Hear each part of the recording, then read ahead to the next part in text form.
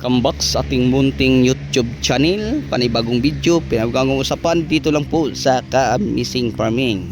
Okay, so sa magang ito mga ka-farmers, dahil lumabas na pa po si Haring Araw, at tayo po ay nagpapa-spray sa ating mga tauhan sa farm ng fungicide at saka insecticide at saka may kasamang foliar. Mga ka-farmers, mga ka-viewers, ito po ang ating kamatis kung saan may napansin tayong blossom and rot sa bunga at saka yung pag-atake sa uod dahil po sa tuloy-tuloy na pag-ulan, hindi po tayo nakapagpa-spray. So mga ka-farmers, ito po ang uod sa ating kamatis yan. So yan, madali lang po itong gamutin mga ka-farmers sa ating ginagamit na insecticide. Okay, so pwede tayo din mga ka-farmers Exalt, so alika pwede na din mga ka-farmers. May kakayanan ng alikang din kasi lambda silotin po ang alika. So ngayon ang ipinapapa-spray po natin ay alika. Dahil po mga ka-farmers ay may papansin po tayong mga sakit or pag-atake sa Ang sakit dito mga ka-farmers sa ating kamatis ito. Yan, bakit to nagkaganito mga ka-farmers? Bakit to nagkaganito? Yung mababa ang resistensya sa ating tanim. Marami na ang kailangan niyang nutrients para kaya itong malabanan yung tinatawag nating blossom and rot sa ating kamatis. Okay, so pwede tayo din yung mga ka-farmers mag-spray ng mga calcium boron, kasi calcium deficiency ang pag dito mga ka-farmers, ang kulang din pag ganito dahil yung sa tuloy-tuloy na pag-ulan, babad ang mga tubig sa puno. So yun po mga ka-farmers, nakakapasok siya. And then magpapa-spray tayo din ng Amistar, kasi kaya to sa Amistar mga ka-farmers. Tapos foliar, so ang foliar natin ginagamit ay Blossom Booster. And then ang maganda din mga ka-farmers, yung mataas ang calcium at saka boron. So madali lang to niya, mga dalawang spray. So ang sunod natin ipapa-spray mga ka-farmers, yun na. Sa ngayon ang ipapa-spray natin din ay Amistar at saka alika, and then yung foliar natin na Blossom Booster na feeders. So yun po mga ka-farmers ang sakit nating nakikita din at saka yung insekto na uod na fruit borer. Bakit tinatawag natin siyang fruit borer? Kasi ang bunga po mga ka-farmers, yun po ang target niya, kinakain niya diretso. So kung hindi natin maagapan mga ka-farmers, ay wala tayong mga maha-harvest, kasi ang ibang bungay ganito, ang iba naman ay binubutas po sa fruit borer sa ating kamatis. So ngayon mga ka-farmers, share ko lang po sa inyo, ang kamatis natin ay survivor sa bagyo, kaya dapat yung ganitong edad ay madami ng bunga na hindi bumaba sa 20 hanggang 30. Pero sa ngayon mga ka-farmers, ang makita nating mga bunga, pinakamarami siguro 10. Ang ibang mga puno walang bunga, kasi tinangay po ng bagyong Maymay. So kung pag-usapan natin mga ka-farmers ang bagyo at baha, yung sunod-sunod na mga pag-ulan, wala na yang magagaling. Maraming farmers sir, ang galing mo mag-aalaga ng pananim kahit nabugbog sa ulan, ito nakapagpa-harvest pa din kayo ng marami. Share ko lang po sa inyo, walang magaling sa tao. Walang magaling sa tao. Lang mga ka-farmers, pag halimbawa may mga tanim tayo, palagi lang tayong magdasal na ang lahat nating pagod ay i-bless po ni Lord, para yung halimbawa may mga tanim tayo, pag i-bless ni Lord mga ka-farmers, makakaani tayo kahit pa man may mga sakuna pag sa mga bagyo, di ba? So parang mga ka-farmers, share ko lang po sa inyo, palagi lang tayong magdasal na Lord, sana nga yung tanim ko ay i-bless mo, dahil alam mo naman na ako po'y nangangailangan sa mga material na bagay. Alam mo, buto lang ito, pero dahil sa buto, saka paglipas ng ilang araw, may puno at may dahon na, and then pag halimbawa ay maitanim mo na, magkasanga, magkabulak, magkabunga at may buto na naman. So ganyan ka powerful po ang ating Panginoon. So yun po mga ka-farmers, napaka wonderful po niya parang matanong natin sa sarili, itatanim lang natin sa lupa ang buto, tapos ganito na, and then pag magkabunga may buto na din. So ganyan mga ka-farmers, no? Pag halimbawa i-bless tayo ni Lord, kahit may mga sakuna, gagawa pa din siya ng paraan. Katulad sa atin, malaki ang pinsala sa ating ampalaya. Kung hindi lang yan nabagyong mga ka-farmers, yung ganyan kalawang na taniman, 2 hektarya o 6,000 kapin kapuno, kaya na yang mag-harvest ng 5 tonelada hanggang 8 sa ngayon, no? Kaya na yang mag-harvest ng ganyan ka dami. Pero dahil sa sunod-sunod na mga pagbagyo at saka pag-ulan na dala ni hanging habagat, napigilan mga ka-farmers ang pagbunga ng ating mga ampalaya. Alam niyo kung bakit? Dahil stress po ang ating ampalaya sa hangin, tapos babad palagi sa tubig ang mga puno, kaya nga biglaan ang pagdilaw. Pag stress yung mga ka-farmers, hindi na siya makakabunga ng maayos, abnormal, dilaw ang bunga dahil bugbog sa hangin. Yan, kumunti lang ang ating harvest. So kahit sabihin natin kunti, pag once na i-upload natin sa ating YouTube o sa ating FB o Reels, mga ka-farmer, sabihin na congrats ka-farmer, paldo ka, dami mong ani. Kunti lang yun mga ka-farmers dahil marami ang puno. So noon sa bagay, pag meron tayong 1 tonelada o 2 tonelada sa isang harvest lang, once na gagawa tayo ng content about sa ating mga harvest, marami na po siyang tingnan, no? Marami na po siyang tingnan. So, ang comment, congratulations, paldo ka ka-farmer, kasi alam nila kung gaano kamahal ang presyo ngayon.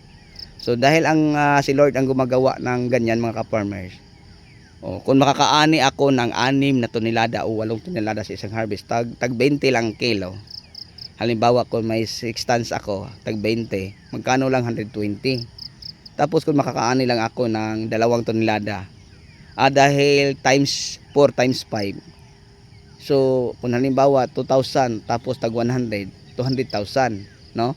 So ganyan mga ka-farmers, gagawa din ang Panginoon sa atin ng paraan kung palagi natin ipagdasal ang ating mga pananim. Palagi nating hingiin una, pagising mo sa umaga, thank you Lord, ginising mo pa ako, kaya sa araw na yon gabayan mo ako sa lahat ng mga gagawin at saka sa mga pananim ko o pamilya ko. Ganyan mga ka-farmers, hihingi ka ng proteksyon o gabay ng Panginoon para alam po natin ang ating gagawin. At saka sa ating mga gawain mga ka-farmers, parang kung tingnan natin nakakapagod yung mga trabaho nyo, pero pag kasama mo si Lord sa trabaho mo, parang masaya ka mga ka-farmers. Parang kung tingnan ka sa mga tao na hindi farmers, parang bigla lang sabihin sa inyo nakakapagod yung trabaho nila, rain or shine sila, ulan init, tapos tingnan mo.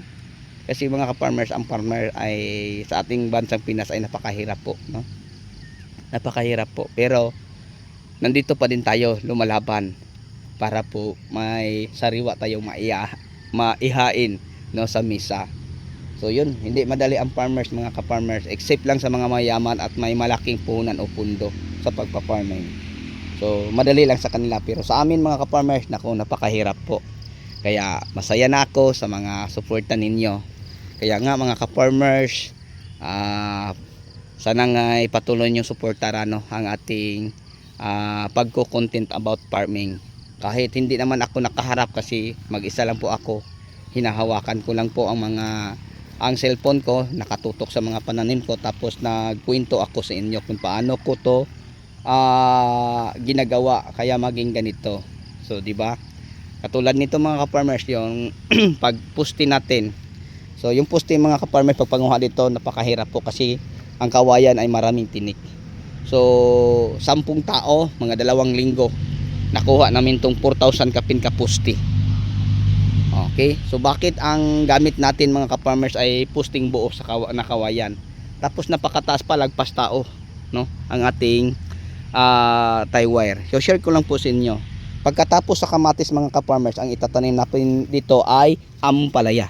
Kaya sinadya na nating itaas para isang trabaho lang mga ka-farmers, no? Sinadya na nating itaas. Nasa mga 5.5 feet o 6 feet ba, no? Ito, sinadya na nating itaas. Siguro mga 6 feet to Kasi pagkatapos kamatis, share ko lang sa inyo, ang itatanim po natin ay ampalaya. Yun po ang pampalit natin sa tanim natin na kamatis. Okay, so yun po no mga ka-farmers. Kung wala kang karanasan, no, siguro ang tie wire dito mo lang ilagay. Kasi ang kamatis ay maiksi lang, hanggang baywang, hanggang liig, o kasing tangkad lang ng tao, di ba? So dahil may ano tayo plano na sa susunod pagkatapos nito ay tatanim natin na ay ampalaya, yan sinadya na natin itaas. Tapos ba't tie wire ang ating gamit? Kasi mga ka-farmers, ang tie wire matibay to siya compare sa mga ginagamit nating black twine na 2 fly 3 fly. Matibay to siya mga ka-farmers, kaya marami ng bagyo na pinagdaanan ang mga simple nating gapangan sa ampalaya, no, maupo, masitaw ay hindi bumagsak sa hangin na may malakas pa na ulan, dahil po yung gamit natin ay mga tie wire. So ito mga ka-farmers, lagyan pa natin to ng balagbag para makaik sa poste, kasi pag alugin mo to, maalog pa to mga ka-farmers, no, ganyan, no, maalog pa siya. Pero pag halimbawa ay may tie wire na simula sa isang gilid papunta sa isang gilid, matibay na to siya mga ka-farmers at hindi na magalaw kasi naka-X na, no. So simula sa isang dulo papunta sa isang dulo sa likuran may tie wire na nakalock, tapos simula sa isang gilid papunta sa isang gilid may tie wire, kaya matibay na siya. So yun po ang diskarte ko mga ka-farmers. So sinadya natin tong itaas kasi sa susunod ang itatanim po natin din ay ampalaya. So yun na po mga ka-farmers, ang ating kamatis. Takot ako sa nakaraang gabi yung pagdating ni Nining, no, mga bandang ang alas 2 ng madaling araw, ang lakas po ng hangin. Sabi ko sana ngay makapag-survive, kasi alam ko mga ka-farmers pag wala ng unos o bagyo sa tanim natin, ang kapalit ay magandang panahon. Hindi lang magandang panahon tulad ng ating nakikita ngayon, kundi magandang presyo. So yun po no mga ka-farmers, yun po ang ikakatuwa namin. Siguro kung ang presyo sa ating dito sa Pilipinas ay kung meron lang mga sustainable na presyo, halimbawa ampalaya parang ito ampalaya 40 lang ang kilo simula sa unang harvest hanggang sa katapusan. Ganon din ang talong, kamatis, parang ganon yun ba mga ka-farmers? Walang farmer na malulugi, no, walang farmer na malulugi. Alam yung mga ka-farmers kung saan ang anihan namin ay target namin para ay ginawa, doon pa bumaba ang sobrang baba ng presyo. Pero pag wala kaming tanim, halimbawa ganito pa, napakamahal. So para sa akin bilang isang farmer, based on my experience, share ko lang po sa inyo, masaya ako pag may bagyo. Bakit? Tumaas biglaan ang presyo. So ang ginagawa ko, patibayin lang ang mga poste gamit ng ganito para makapag-survive at hindi madapa. Kung meron mang mga pananim mo mga ka-farmers na matitira, sigurado ay tatama sa magandang presyo pagkatapos sa bagyo. Katulad nito mga ka-farmers, marami sa mga ibigan kong farmer na malapit lang sa atin dito, yung tanim nila lusaw na, no. So wala na mga ka-farmers. So ang atin meron, hindi natin masabing ito maraming bunga, pero may mga bunga. So masaya na ako mga ka-farmers kung isang puno dito may tag 1 kilo, no, masaya na ako. Alam niyo ba kung bakit? Kung itong natira ay nasa 7,000 ka puno, kasi nasa 10,000 to, ang 3,000 ay napinsala sa tubig, yung bandang baba, yan at saka sa dulo. So may 7,000, pag 1 kilo may 7,000 na ako kilos.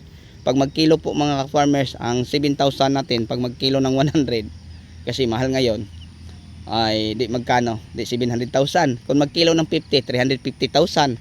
Ang isang hektarya na kamatis mga ka-farmers, 220 lang ang magasto mo, kasama na ang kain, sahod sa tao. So kung meron akong 7 tons, tapos tag 50 ang kilo, magkano na, no? So malaki-laki na, 350,000. Bawasan ko ng 220. So may tubo pa din ako. Tapos may tubo na ako. Ito preferado na ang sa ampalaya kasi may pusti. Ito tubo na din, tie wire tubo na din.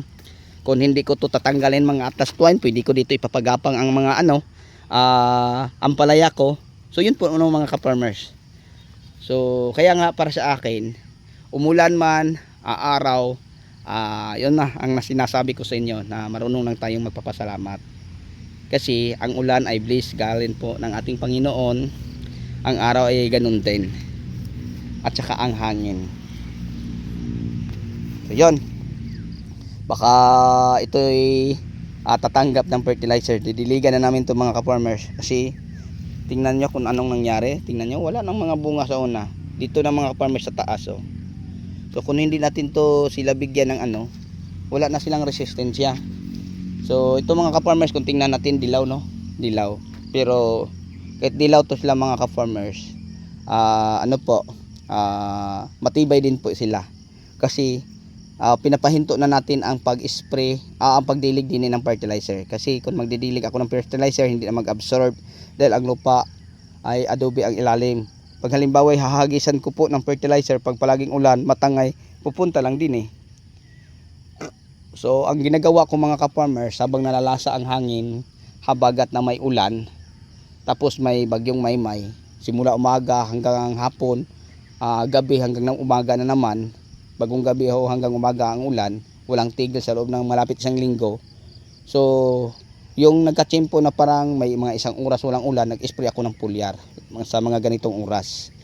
And then pagkatapos na naman mga ka-farmers, hanap naman po ako ng uli ng tsimpo parang makakapag-spray. So yan mga ka-farmers, sa awa ng Diyos, ito nakapag-survive siya sa mga foliar na ating ina-spray na Green Acres. Kasi Green Acres po ang ating pinapasurvive.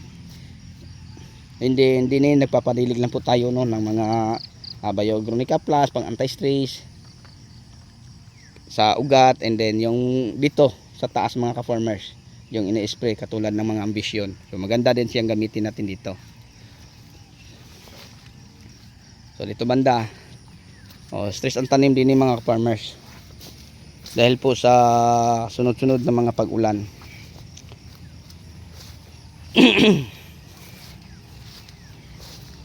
So masaya na ako kung ito'y makakabunga, isang puno, 1 kilo. Pero sa totoo lang mga ka-farmers, hindi na mas pagmamayabang, itong variety na to na kamatis na Diamanting Maxim, nasubukan ko isang puno ang 6 hanggang 8 kilos.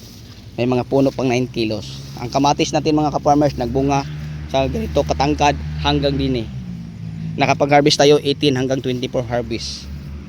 So ganyan kadami mga ka-farmers.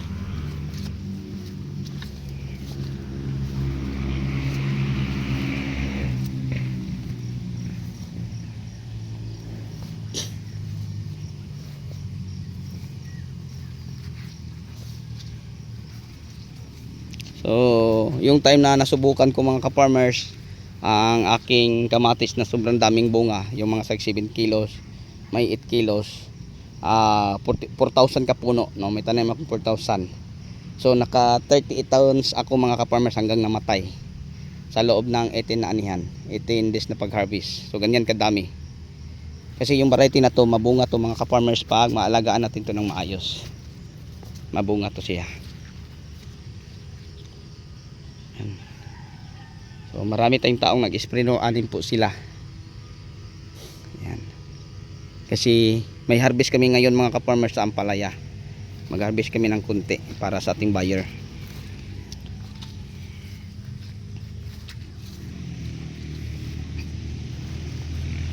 Yan lang. Alagaan natin to, abutan natin ng mga fertilizer kasi kailangan. Baka pwede na to mga ka-farmers, no, bandang hapon magpapadilig tayo ng fertilizer sa ating kamatis, sa ating bell, sa ating siling sigang. Okay, yun na po siguro ang may share at may bahagi ko po sa inyo. Hanggang dito na lang po. Maraming salamat. Bye bye and God bless. So yung pinapa-spray natin din niya, Amistar at saka Alika, and then yung Blossom Booster na Fitters na foliar na pinapa-spray natin sa ating bell at saka siling sigang, sama na din sa kamatis. Yun lang po. Bye bye and God bless.